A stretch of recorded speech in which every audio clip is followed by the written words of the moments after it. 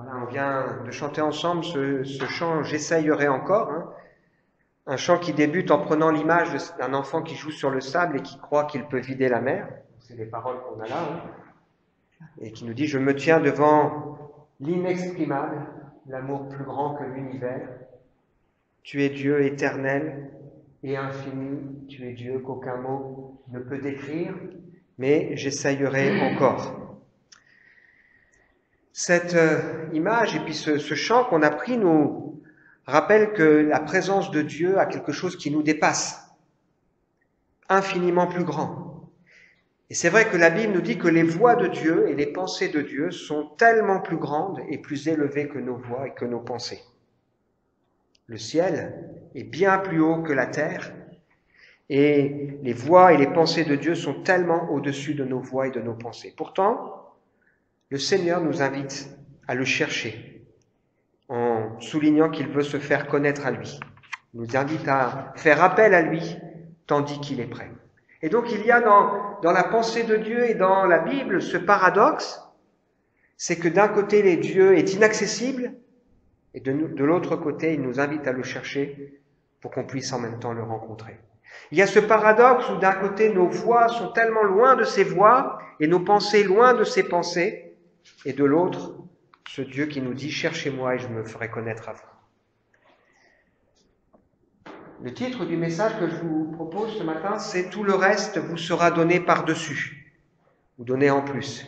Inspiré directement de cette parole de Jésus qu'on a lue tout à l'heure, qui nous invite à rechercher premièrement le royaume de Dieu et qui nous dit que tout le reste nous sera donné par-dessus. N'aie pas peur, petit troupeau, votre Père a trouvé bon de vous donner le royaume. Je ne sais pas si on mesure ce que ça veut dire. Dieu qui nous dit qu'on est invité à chercher son royaume et qui nous dit qu'il a trouvé bon de nous le donner. C'est quelque chose d'extraordinaire qui, j'espère, nous touche et nous dépasse. Et moi, je crois personnellement vraiment à cette invitation, et si nous sommes là, les uns et les autres ce matin, hein, pour la plupart, c'est parce qu'on cherche à connaître et à comprendre qui est Dieu. Et à découvrir encore plus de son royaume. Alors, il y a ce décalage entre les pensées de Dieu, la grandeur de Dieu, notre petitesse, et en même temps cette invitation à le chercher et à le connaître. Nos pensées qui ne sont pas forcément les siennes. J'ai remarqué dans la Bible qu'il y a souvent le non-mais de Dieu. Je ne sais pas comment on réagit les uns et les autres quand on nous dit non. C'est rarement quelque chose qui nous plaît. Hein, Théophile? On n'aime pas quand on nous dit non. Mais il y a dans la Bible le non-mais de Dieu. Souvent, l'être humain, avec Dieu, c'est le oui mais. Oui, je suis d'accord, mais telle et telle excuse qui font que je ne vais pas faire ce que Dieu attend ou ce que Dieu veut pour nous. Toutes sortes de raisons qu'on va mettre devant. Mais dans la Bible, on trouve le non-mais de Dieu. C'est-à-dire Dieu qui nous dit non à nos projets, qui nous dit non à la vie avec laquelle nous vivons, mais qui nous dit oui à autre chose. Le non-mais pour construire autre chose avec nous.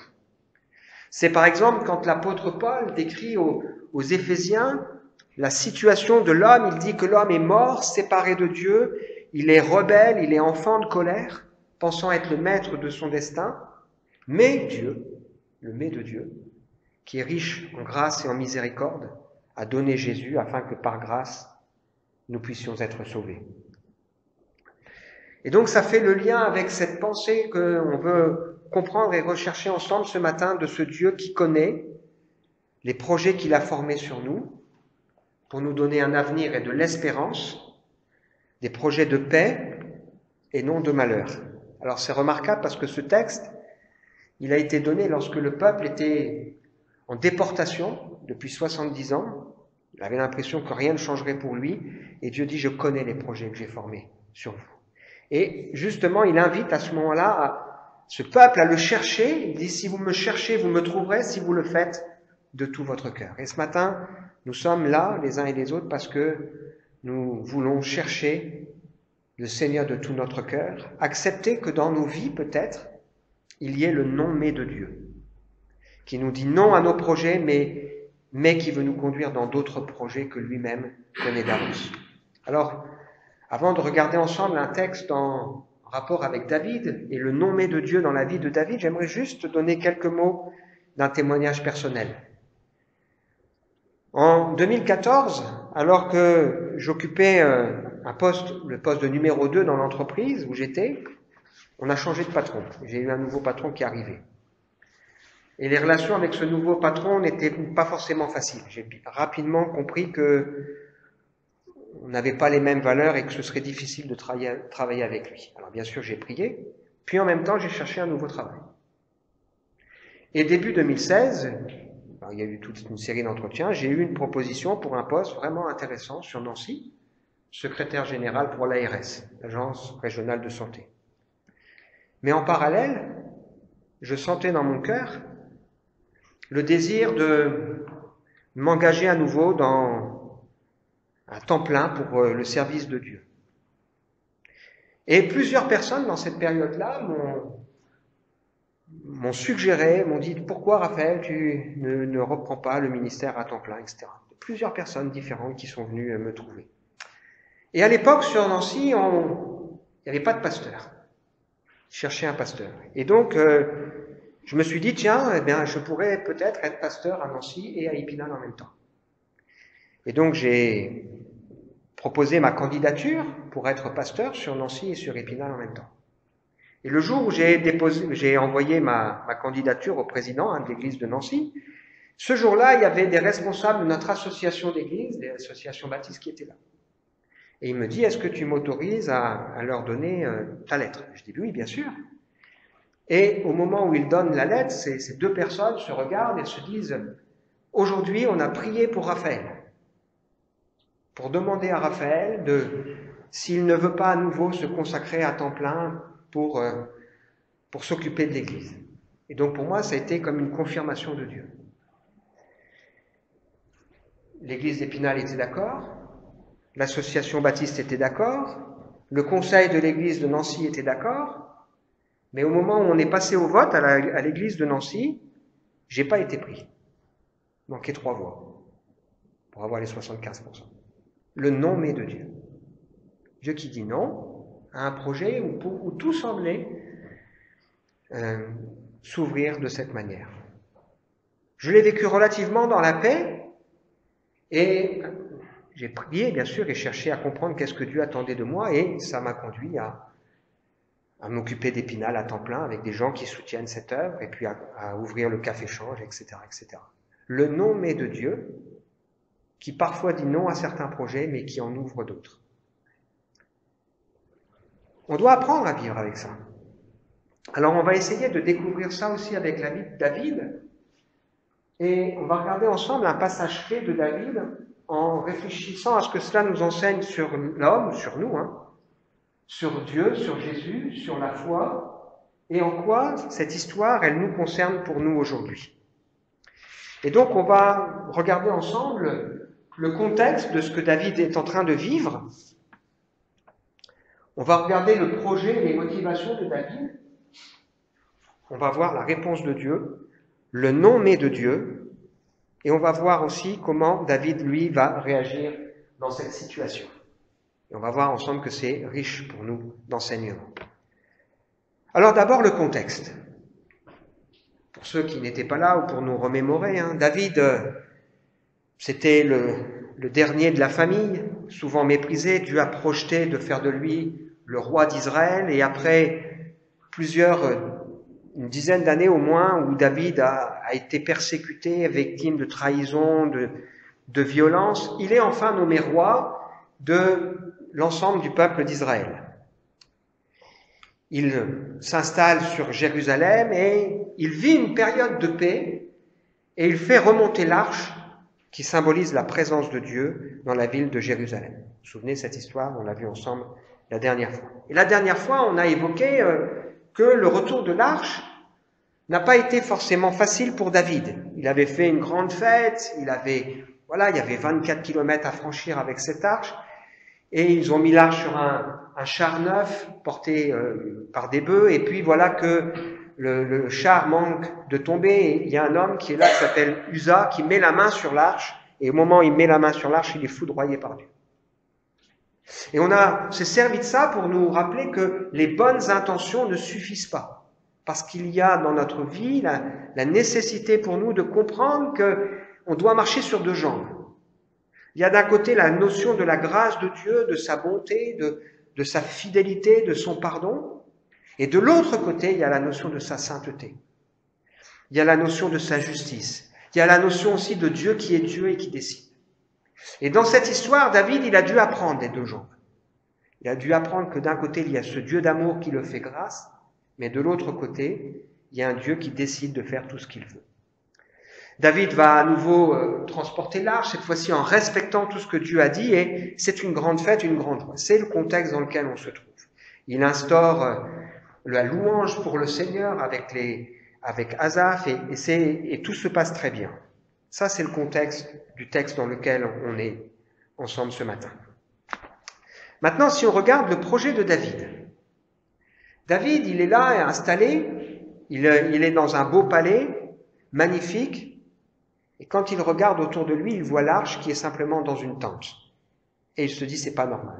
Et donc, c'est ce texte qu'on a dans 2 Samuel, au chapitre 7, qu'on lit ensemble.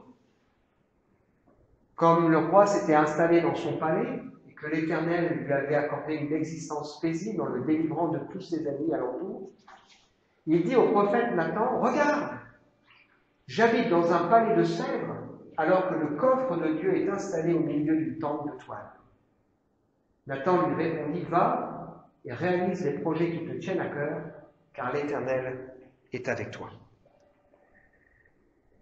David vit dans une période de paix. Il sait que lui, il est dans un beau palais et il regarde l'arche qui symbolise la présence de Dieu et il se dit, c'est quand même pas normal que cette arche, elle soit juste dans une tente. Je ne sais pas comment nous, on considère la place de Dieu par rapport à nos affaires à nous. David, il a au moins ce cœur où il sait que Dieu doit avoir la première place, que Dieu doit avoir la priorité, et que quelque part, ce n'est pas normal que lui, il soit bien traité et que Dieu ne le soit pas. J'espère que nous aussi, nous réalisons que Dieu est Dieu. Et que Dieu mérite la première place. Alors il forme ce projet de se dire, je vais construire un temple pour qu'on puisse installer l'arche de Dieu dans ce temple et comme ça Dieu sera honoré. Alors qu'est-ce qu'il fait? Il appelle Nathan, le prophète, l'homme de Dieu, et puis il lui en parle. Et Nathan tout de suite s'il dit, ouais, ça c'est une très très bonne idée, Dieu sera forcément avec toi. Et on va voir maintenant la réaction de Dieu, le non-mais de Dieu.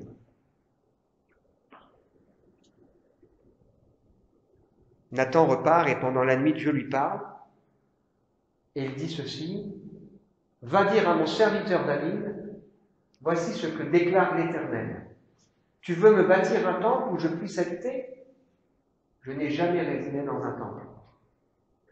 Je suis allé te chercher dans les pâturages où tu gardais les moutons pour faire de toi le chef de mon peuple d'Israël. Je t'ai soutenu dans toutes tes entreprises et je t'ai débarrassé de tous tes ennemis. Je te ferai un nom très glorieux comme celui des grands de la terre. Je t'accorderai une existence paisible en te délivrant de tous tes ennemis. Enfin, l'Éternel t'annonce qu'il te constituera une dynastie. Quand le moment sera venu pour toi de rejoindre tes ancêtres décédés, j'établirai après toi l'un de tes propres descendants pour te succéder comme roi. Et j'affermirai son autorité royale. C'est lui qui construira un temple en mon honneur, et je maintiendrai à toujours ton trône royal. Je serai pour lui un père, il sera pour moi un fils. S'il fait le mal, je me servirai d'homme pour le corriger par des coups et des châtiments. Mais je ne lui retirerai jamais ma faveur, comme je l'ai retiré à Saül, que j'ai écarté pour te faire place. Oui, je rendrai stable pour toujours ta dynastie et ta royauté, et ton trône sera inébranlable à perpétuité. La réponse, c'est le non, mais de Dieu. Non, David, tu ne me construiras pas un temple. La réaction de Dieu, c'est de dire, je n'ai rien demandé. Je n'ai demandé à personne de me construire une maison. C'est ce rappel que Dieu n'habite pas dans des tentes qui sont faits de mains d'hommes. Il n'a pas besoin de nous. À l'époque, dans les différentes tribus, on avait l'habitude d'avoir des temples particuliers pour chaque idole. Et sans doute que David, il est aussi marqué par cette coutume et cette culture. Et il se dit, c'est pas normal que l'Éternel, le Dieu d'Israël, il n'ait pas une maison qui représente sa gloire. Et Dieu dit non, mais. Et il y a une première leçon importante pour nous, c'est de nous rappeler que Dieu n'a pas besoin de nous. Dieu n'a pas besoin de nous.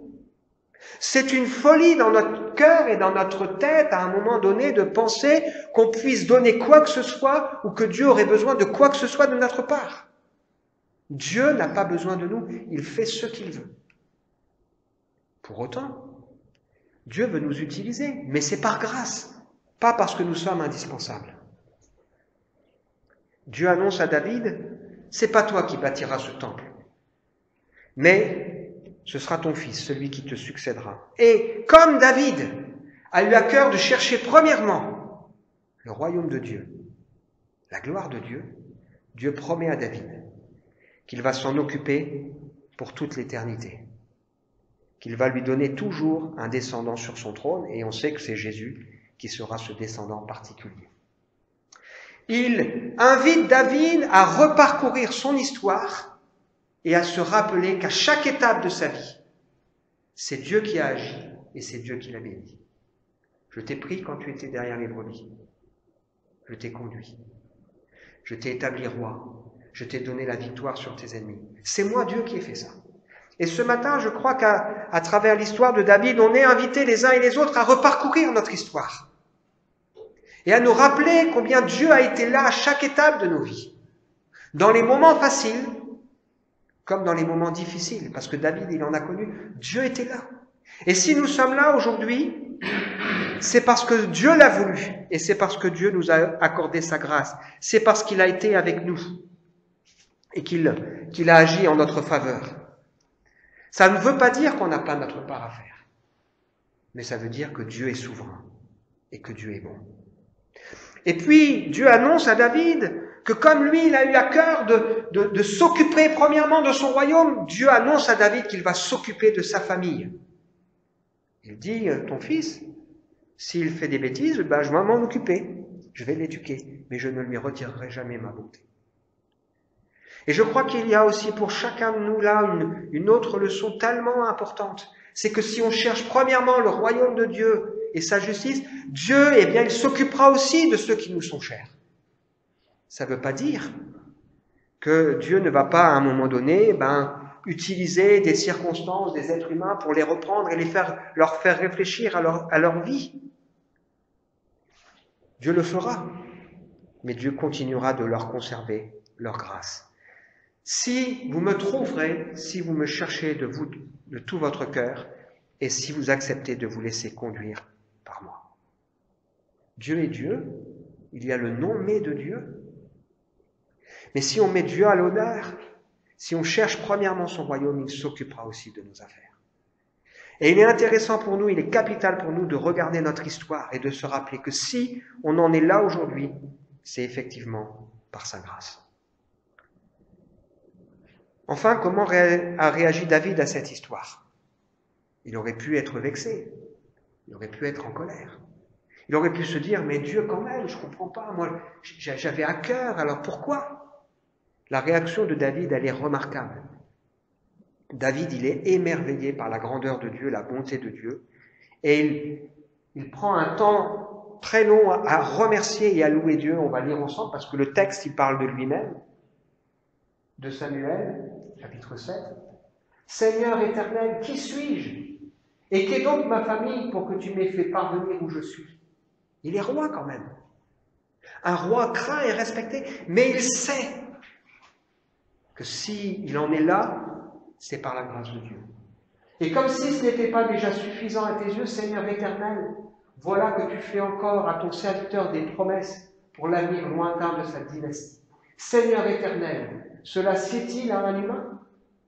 Que pourrais-je te dire de plus, Seigneur éternel? Tu connais toi-même ton serviteur.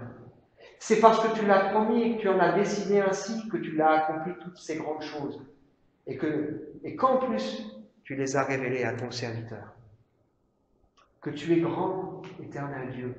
Il n'y a personne comme toi, il n'existe pas d'autre Dieu que toi. C'est vraiment comme tout ce que nous avons entendu dire. Y a-t-il une seule nation sur terre qui soit comme Israël, ton peuple, que des dieux soient allés libérer pour en faire leur peuple et le rendre célèbre, en accomplissant pour eux et en faveur de ton peuple, de ton pays, des choses grandes et redoutables?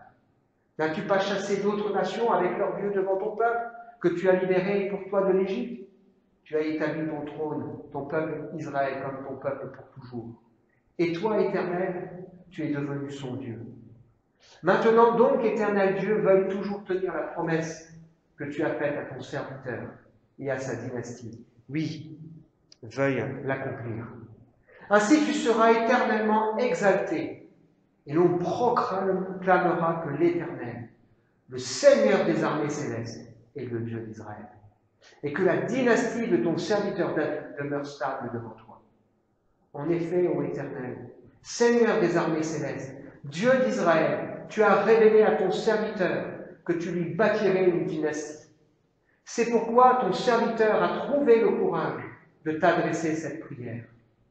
Maintenant, Seigneur éternel, c'est toi qui es Dieu. Tes paroles sont vraies, et tu as promis ce bonheur à ton serviteur. Veuille donc à présent bénir ma dynastie, pour qu'elle subsiste à jamais devant toi. Car c'est toi, Seigneur éternel, qui as fait la promesse, et c'est grâce à ta bénédiction que la dynastie de ton serviteur sera bénie à jamais. Qu'est-ce qu'on apprend sur l'homme? On apprend que l'être humain n'est pas grand-chose, que sa vie est entre les mains de Dieu, qui fait ce qu'il veut, qui conduit les circonstances et qui conduit notre vie. On apprend que l'homme est invité à chercher Dieu premièrement, et que si l'être humain cherche Dieu premièrement, alors Dieu se laissera trouver par lui. Qu'est-ce qu'on apprend sur Dieu ou sur Jésus? On apprend que Dieu est celui qui règne et qui fait ce qu'il veut, et que Dieu n'en a pas fini de bénir ceux qui se confient en lui pour l'éternité, qu'il a trouvé bon de nous confier et de nous rendre participants de son royaume et de sa gloire. Qu'est-ce qu'on apprend sur la foi?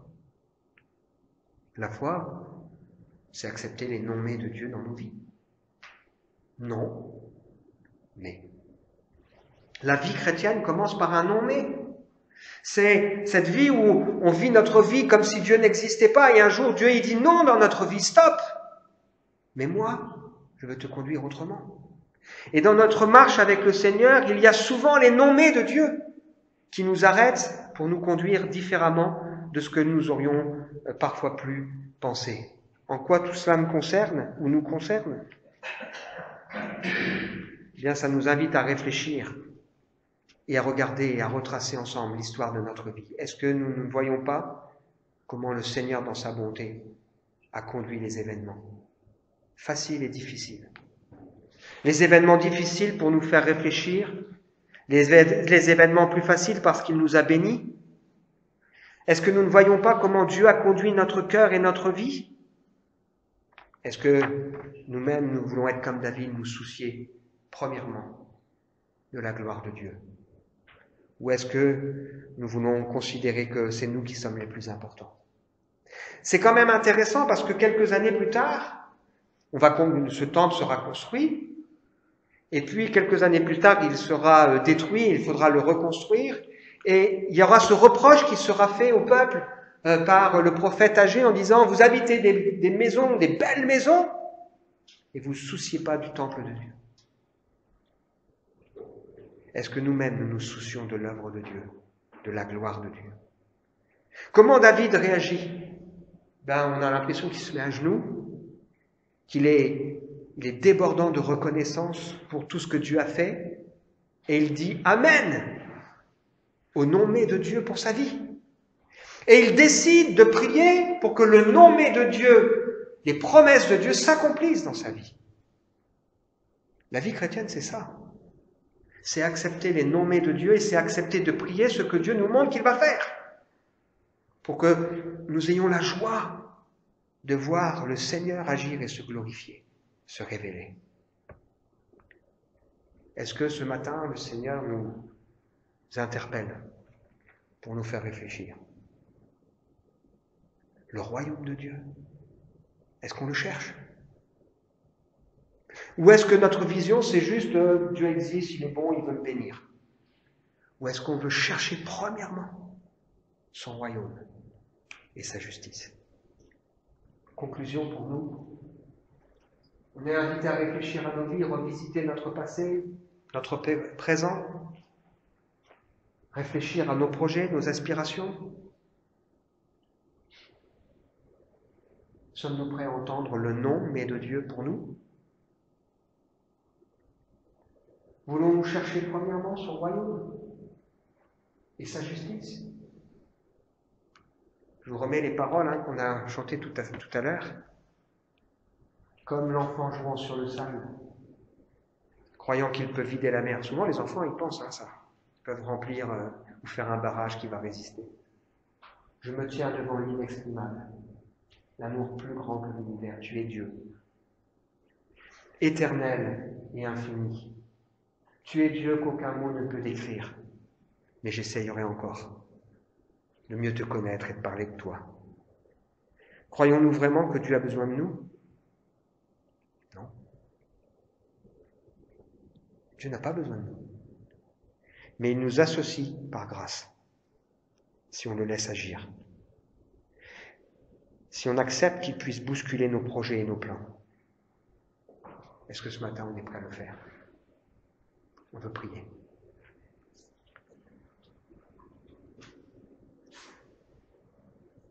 Tout d'abord, Seigneur, j'ai envie de te dire merci pour toutes les fois où dans ma vie, il y a eu ces non mais de Dieu.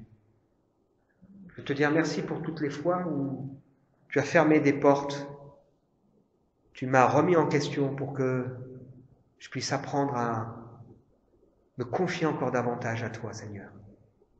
Tu nous rappelles ce matin que tu n'as pas besoin de nous, mais que dans ta bonté, Seigneur, tu t'intéresses à nos vies. Chose incroyable, tu partages avec nous ton royaume et ta gloire pour l'éternité. Seigneur, je te prie ce matin que chacun puisse se laisser interpeller par ta parole, puisse revisiter peut-être son histoire et se rappeler que même s'il a traversé des moments compliqués où il y a eu des pleurs, des larmes, des cris, où ça a été difficile, où il a essayé de trouver des solutions, si tu as été là, Seigneur, c'est toi qui as ouvert les portes, c'est toi qui as béni, c'est toi qui as donné la paix, c'est toi qui nous as comblés de grâce. Tu veux nous rappeler aussi ce matin que tu as formé pour nous des projets dans lesquels tu veux nous faire rentrer dans ta bonté. Seigneur, que chacun ouvre ses yeux et son cœur pour pouvoir accepter ce que tu veux lui dire. Je demande ça, Seigneur, avec confiance, parce que tu as des projets de paix pour nous. Amen.